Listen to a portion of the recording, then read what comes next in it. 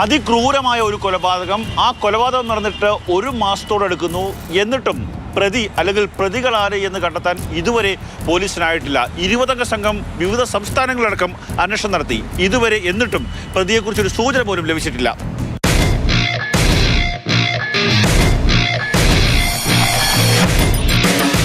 പുനലൂരിൽ നിന്ന് കുറച്ച് മാറി ഒരു റബ്ബർ തോട്ടത്തിൽ ഒരു മധ്യവയസ്കന്റെ മൃതദേഹം കണ്ടെത്തുന്നു. അത് ഏറ്റവും ക്രൂരമായ രീതിയിൽ നടത്തിയ കൊലപാതകം. ആ മധ്യവയസ്കന്റെ കൈകളും കാലുകളും ഒരു റബ്ബർ മരത്തിലേക്ക് ചങ്ങല ഉപയോഗിച്ച് കെട്ടി താഴിട്ട് പൂട്ടി അതിനുശേഷം കൊലപ്പെടുത്തിയ ശേഷം തെളിവ് നശിപ്പിക്കാനായിരിക്കാം ആ മൃതദേഹം കത്തിക്കാനുള്ള ശ്രമവും ഉണ്ടായി. യാദൃശ്ചികമായി അവിടേക്ക് എത്തിയ ഒരു തമിഴ്നാട് സ്വദേശിയായ തൊഴിലാളിയാണ് ഈ മൃതദേഹം കണ്ടെത്തിയത്. രാവിലെ മുള പറിക്കാൻ വന്നു. ഇങ്ങനെ വന്നപ്പോൾ ഓടി കണ്ടു. അവിടെ വേറെ അറിയിച്ചു, പോലീസ് അറിയിച്ചു വന്നു. ഒരു 8-8:30.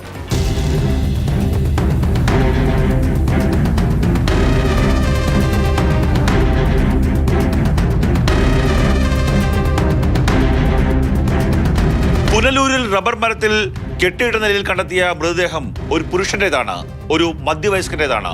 മാത്രമല്ല അതൊരു കൊലപാതകമാണ്. വാരിയലിന് കുത്തേറ്റിട്ടുണ്ട്. കൊലപാതകത്തിന് ശേഷം മൃതദേഹം കത്തിച്ചു കളയാനുള്ള ശ്രമവും ഉണ്ടായി.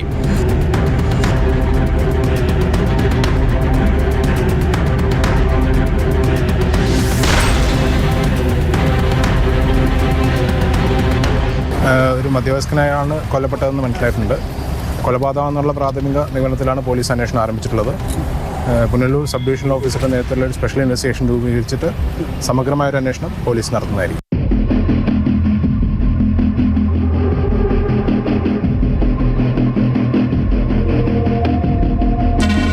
ഒരു കാലിന് അല്പം സ്വാധീനക്കുറവുള്ള വ്യക്തി, അദ്ദേഹമാണ് കൊല്ലപ്പെട്ടതെന്നാണ് പോലീസിന്റെ കണ്ടെത്തൽ. അതിന്റെ അടിസ്ഥാനത്തിൽ അത്തരത്തിൽ ശാരീരിക വൈകല്യങ്ങളുള്ള ആൾക്കാർ പ്രദേശത്തുണ്ടോ എന്നുള്ള ഒരു അന്വേഷണം നടത്തി.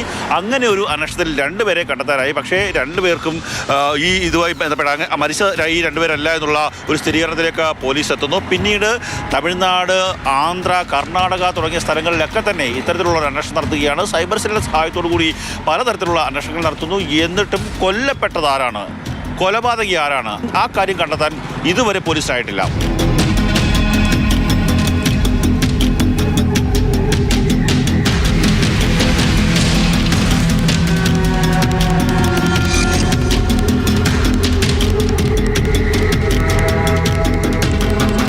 കൊല്ലപ്പെട്ടത് ആരെന്നെങ്കിലും അറിയട്ടെ. അങ്ങനെയെങ്കിൽ മാത്രമല്ലേ കൊലപാതകയിലേക്ക് എത്താൻ സാധിക്കൂ എന്നുള്ളതാണ് പോലീസിന്റെ ചോദ്യം. അതുകൊണ്ട് തന്നെ DNA പരിശോധന അടക്കം മൃതദേഹത്തിൽ നടത്തുന്നുണ്ട്. അങ്ങനെ ആ മരിച്ച ആളെ കണ്ടെത്താൻ സാധിക്കുമെന്നുള്ളൊരു പ്രതീക്ഷയാണ് പോലീസ് പങ്കുവെക്കുന്നത്. ഇപ്പോൾ 20 സംഘമാണ് കേസ് അന്വേഷിക്കുന്നത്. പക്ഷേ വരും ദിവസങ്ങളിൽ ക്രൈംബ്രാഞ്ചിലേക്ക് ഈ കേസ് കൈമാറാനുള്ള സാധ്യതയാണുള്ളത്. ക്യാമറമാൻ ഷാനാസ് ഫരീദിനൊപ്പം കണ്ണൻ നായർ, മാതൃഭൂമി ന്യൂസ്, കൊല്ലം.